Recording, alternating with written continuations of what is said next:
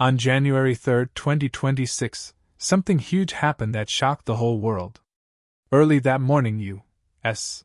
military forces carried out a major operation inside Venezuela called Operation Absolute Resolve. They launched airstrikes on military targets around Caracas, the capital, to take out air defenses. Then special forces went in and captured President Nicolás Maduro and his wife, Cilia Flores, right from a compound in the city. Maduro was flown out of the country and brought to the United States, where he's now facing serious charges, things like narcoterrorism and drug trafficking that the U.S. had indicted him for years earlier. The operation lasted just a few hours. After that, Vice President Delcy Rodriguez stepped in as acting president. The U.S. said they would help run things temporarily to stabilize the country and get the oil industry back on track. Some parts of U.S. sanctions on Venezuelan oil were lifted pretty quickly. This is one of the most direct U.S. actions in Latin America in decades, and it's got everyone talking, from the United Nations calling it worrying, to some countries saying it's a violation of sovereignty, while others see it as finally taking down a leader tied to drugs and corruption. But today, we're not here to argue who's right or wrong. Instead, let's zoom out and look at the bigger picture. What is Venezuela actually like? Why does this country, with all its oil, its beauty, and its problems, keep ending up in the global headlines? In this video, we'll walk through the geography, the people, the economy, the history, and how things got to where they are now in March 2026. Stick around, it's going to be eye-opening. If you're new here, hit that subscribe button and let's get started. Now let's talk about the people of Venezuela. Who lives there, what their culture is like, and how daily life looks in 2026. Venezuela's population today is around 28.6 million people. That's according to recent estimates from sources like the United Nations and Worldometer. The number has gone down over the past decade because so many people left the country. One of the biggest stories in Venezuela's recent history is the massive emigration. Since around 2014, more than 7.9 million Venezuelans have left. That's almost a quarter of the population at its peak. Most went to nearby countries like Colombia, Peru, Chile, and also to the United States, Spain, and others. This is one of the largest migration movements in Latin America's history, driven by economic hardship, shortages, and political issues. Many families are now spread across borders, but people still stay connected through calls, remittances, and social media. The population inside Venezuela is a mix of ethnic backgrounds. Most people have mixed indigenous, European, mainly Spanish, and African roots. It's called mestizo heritage. There are also indigenous groups in the South and Amazon areas, like the Yanomami and Pemen, and smaller communities of European and Asian descent. Venezuelan culture is warm, family-oriented, and full of life. Family comes first. Big gatherings for birthdays, holidays, or just weekends are normal. People are known for being friendly and hospitable. If you visit someone's home, they'll usually offer coffee or food right away. Food is a huge part of daily life and culture. The arepa is the national dish. It's a thick cornmeal patty, grilled or fried, and stuffed with almost anything: cheese, shredded beef, chicken with avocado, that's called reina pepiada, black beans, or pork. Other favorites include pabellón criollo, shredded beef with rice, beans, and fried plantains, taquinos, fried cheese sticks, and cachapas, sweet corn pancakes with cheese. Street food is everywhere. Vendors sell empanadas, pepitos, loaded sandwiches, and fresh juices. Music and dance bring people together. Joropo is the traditional folk style with harp, cuatro guitar, and maracas. You see it at festivals with fast footwork. Salsa, merengue, and reggaeton play in parties and cars. During Christmas, gaita music from Zulia region fills the air. Daily life in 2026 is still adjusting after years of challenges and the recent political changes. In cities like Caracas, people go to work, shop at markets, take public transport, and meet friends for coffee. But many still face high prices, power outages in some areas, and uncertainty about jobs and services. There's a strong sense of resilience. Venezuelans call it resolver, meaning finding creative ways to solve problems no matter what. Religion plays a big role too. Most people are Catholic, and holidays like Christmas, Easter, and local saint days bring communities out for processions, music, and food. Overall, Venezuelans are proud of their country's beauty, their music, their food, and their ability to keep smiling through tough times. The culture is about connection, family, and enjoying the little moments.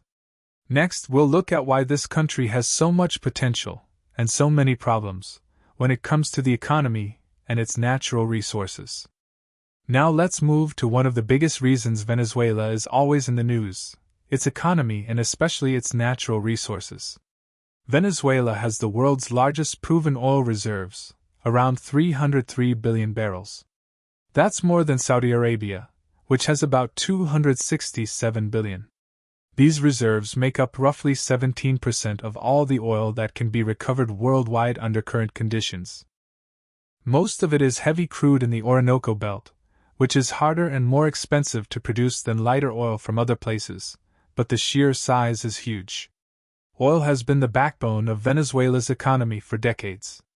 Back in the late 1990s and early 2000s, the country produced over 3 million barrels per day, sometimes even 3.5 million. That made Venezuela one of the richest countries in Latin America. Oil brought in most of the government's money, often 90% or more of export earnings, and funded schools, hospitals, housing programs, and subsidies. But things changed a lot over the last 20 years. Production dropped sharply because of mismanagement, lack of investment in infrastructure, corruption, and international sanctions starting around 2017 to 2019. By late 2025, output was down to around 800,000 to 1 million barrels per day, less than 1% of global production. The economy shrank dramatically. Venezuela lost about 70 to 80% of its GDP from its peak in 2013. Hyperinflation hit hard in the mid-2010s, making everyday items super expensive, and shortages of food, medicine, and basics became common. Besides oil, Venezuela has other natural resources. It has large deposits of natural gas, one of the biggest in Latin America, plus iron ore, gold, bauxite for aluminum, diamonds, and coal. The Orinoco region and the Guiana Highlands are rich in minerals, and there's potential for more mining. But like oil, these sectors suffered from the same problems: poor management, lack of tech and investment, and sanctions that made it hard to sell on the world market. After the events of January 3, 2026, things started shifting. The U.S. lifted some sanctions on Venezuelan oil pretty quickly. There were deals to sell stored oil, tens of millions of barrels, with money going towards stabilizing the country. Production has already started climbing back. By February 2026, it was over 1 million barrels per day again, and some forecasts say it could reach 1.3 to 1.6 million by the end of the year if things keep improving. U.S. companies like Chevron are positioned to help bring in investment and fix the old infrastructure. The economy is still very dependent on oil. It accounts for a big part of GDP and almost all exports. But right now in March 2026, there's more optimism. Inflation is coming down, the exchange rate is stabilizing, and there's talk of growth returning because oil revenues are starting to flow again. People hope this brings jobs, lower prices, and better services, though rebuilding the full industry could take years and billions of dollars. In short, Venezuela sits on incredible wealth underground, but turning that into real prosperity for everyone has been the big challenge. The recent changes might open the door to recovery, but it's still early days.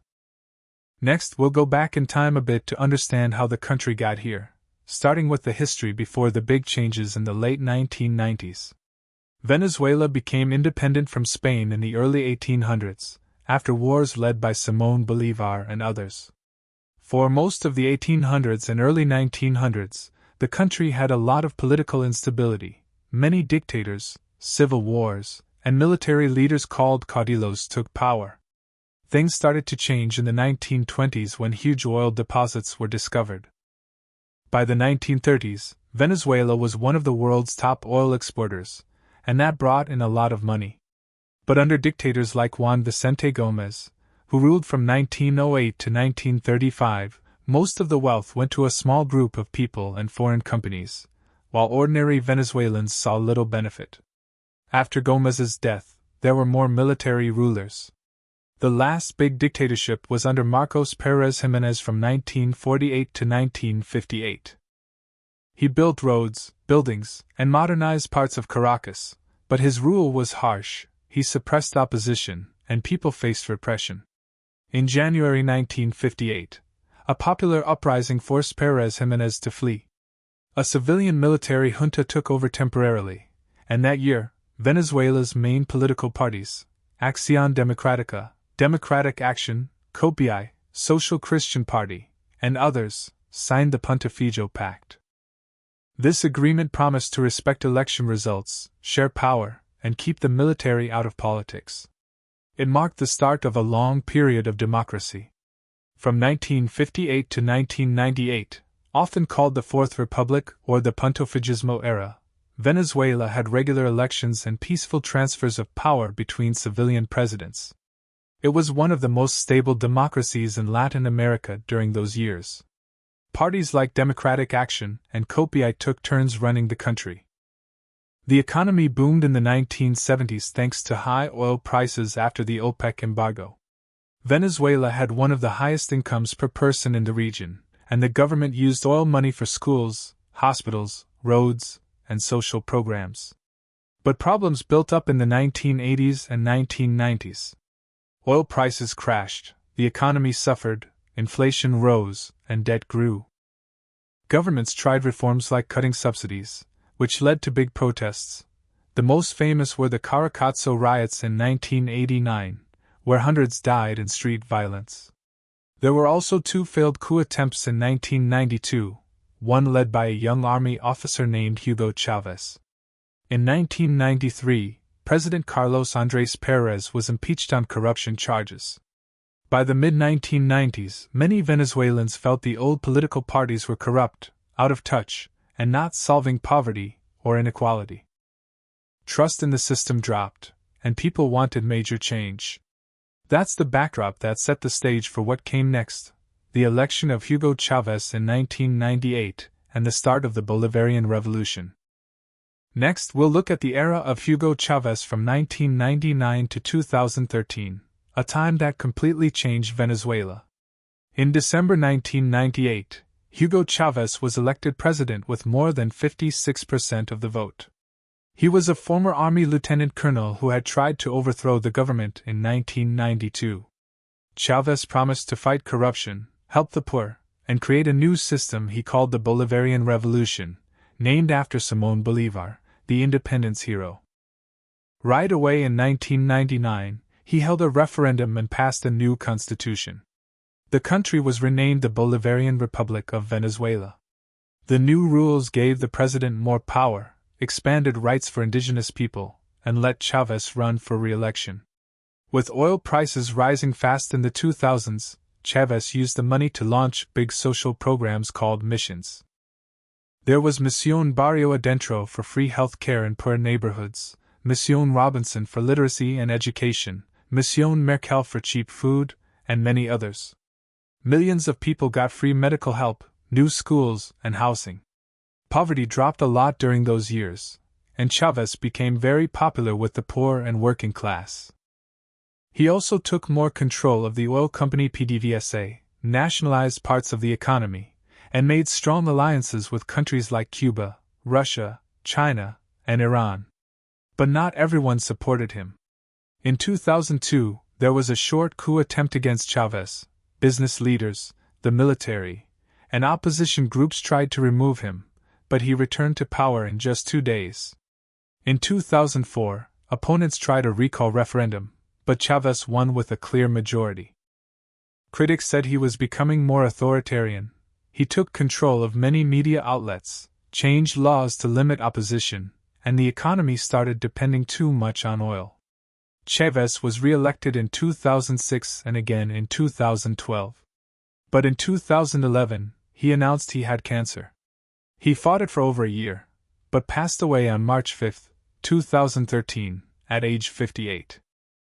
His time in power brought real improvements for many poor Venezuelans, but it also created deep divisions in society and laid the groundwork for the economic problems that came later. After Hugo Chávez passed away in March 2013, his chosen successor Nicolás Maduro took over. In April 2013, Maduro narrowly won the presidential election with just over 50% of the vote. The opposition claimed there were irregularities, but Maduro was sworn in as president. At first, things continued from the Chávez era, but challenges quickly grew. In 2014, global oil prices started falling sharply. Since Venezuela depended so heavily on oil money, this created serious problems. Shortages of food and basic goods began, inflation started rising fast, and protests broke out in many cities. The government and opposition blamed each other for the difficulties. The situation got much worse over the next few years. By 2016 and 2017, Venezuela was facing hyperinflation. Prices were doubling every few weeks. Electricity blackouts became common, hospitals ran out of medicine, and many stores had almost empty shelves. Millions of people struggled to find enough food. In 2017, large protests took place across the country, and the government responded with strong measures that drew international criticism. In 2018, Maduro ran for re-election. The vote was widely criticized as unfair. Many opposition leaders were banned from running, and several countries, including the United States and much of Europe, said they would not recognize the results. Despite this, Maduro began a second full term in 2019. That same year, the opposition leader Juan Guaido declared himself interim president. Many countries around the world recognized Guaido instead of Maduro. This created a deep political split inside Venezuela and internationally. The economic crisis became one of the worst in modern history outside of war. Venezuela's economy lost roughly 75% of its size between 2013 and 2021. Hyperinflation reached extreme levels in 2018 and 2019. More than 7.5 million Venezuelans left the country, the largest migration crisis in Latin American history. In July 2024, another presidential election was held. Maduro was declared the winner by the Government Election Council. However, the opposition, led by Edmundo González, presented evidence showing they had won by a large margin. Many countries and international organizations did not accept the official results and called for transparency. Maduro was sworn in for a third term in January 2025. Until the events of January 3, 2026, Venezuela remained in a difficult position, with ongoing economic struggles, political division, and heavy international sanctions affecting the oil industry. This long period of crisis set the stage for the dramatic events that took place on January 3, 2026. On the morning of January 3, 2026, U.S. military forces carried out an operation inside Venezuela called Operation Absolute Resolve. Immediately after the operation, Vice President Delcy Rodriguez assumed the role of acting president, as outlined in the Venezuelan constitution for situations where the president is unable to continue. In the days that followed, the United States announced it would provide temporary assistance to help stabilize key government functions and especially the oil sector. Within the first week, several rounds of sanctions relief were granted specifically for oil exports and related transactions. This allowed PDVSA to resume sales to international buyers more freely, with revenues directed toward paying public sector salaries, importing essentials, and repairing damaged infrastructure. By mid-January, oil production began to recover noticeably. February figures showed output exceeding 1 million barrels per day, a meaningful increase from the levels seen in late 2025. In late January and February 2026, several important steps were taken. An amnesty decree was issued covering many political prisoners and opposition figures who had been detained in previous years. Talks began involving representatives from different political groups about setting a timeline for new presidential and legislative elections. International observers from the United Nations, the Organization of American States, and the Carter Center were invited to help monitor the political transition process. Some exiled opposition leaders returned to Caracas, and public demonstrations, both in support of the changes and against foreign involvement, took place without major violence. The international reaction has been mixed.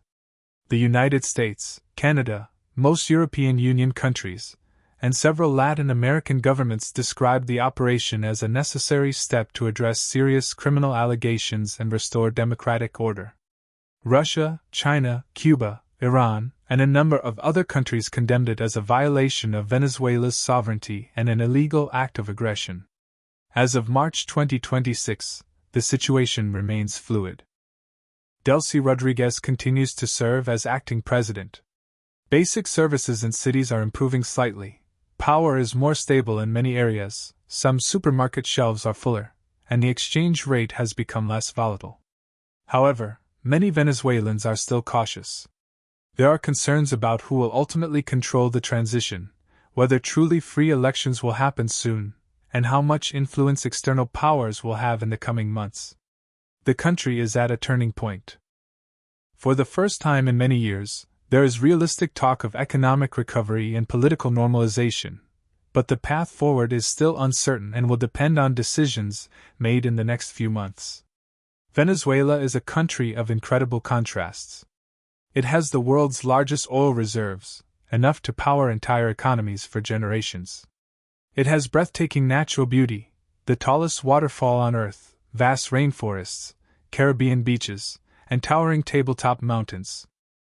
Its people are resilient, warm, and deeply proud of their culture, from arepas and joropo music to strong family traditions and creative ways of facing challenges. At the same time, Venezuela has gone through one of the most severe economic and humanitarian crises of the 21st century. Hyperinflation, massive shortages, political division, and the exodus of millions of its citizens left deep scars on society. The events of January 3, 2026 marked a sudden and dramatic turning point. For the first time in many years, there is now a realistic possibility of economic stabilization, improved access to food and medicine, more reliable electricity, and the beginning of a political transition that could include competitive elections. Whether this moment leads to lasting recovery or new difficulties will depend on many factors: how fairly and transparently the transition is managed, whether different political groups can find common ground, how much real investment returns to the oil industry, and whether the international community supports a Venezuelan-led process rather than imposing external solutions. Right now in March 2026, the mood in the country is a mix of cautious hope and understandable wariness. Many people are seeing small improvements in daily life already, but they also know that big, structural change takes time and is never guaranteed. Venezuela's story is far from over. What happens next could reshape not only this country, but also influence energy markets, migration patterns, and geopolitics across Latin America and beyond. Thank you so much for watching this deep dive into Venezuela. If you found this helpful or eye-opening, please give the video a like, share it with someone who might be interested, and subscribe for more explainers on global events and places that matter right now. Let me know in the comments, what do you think will happen in Venezuela over the next year? Do you believe real change is possible after everything that's happened? See you in the next video.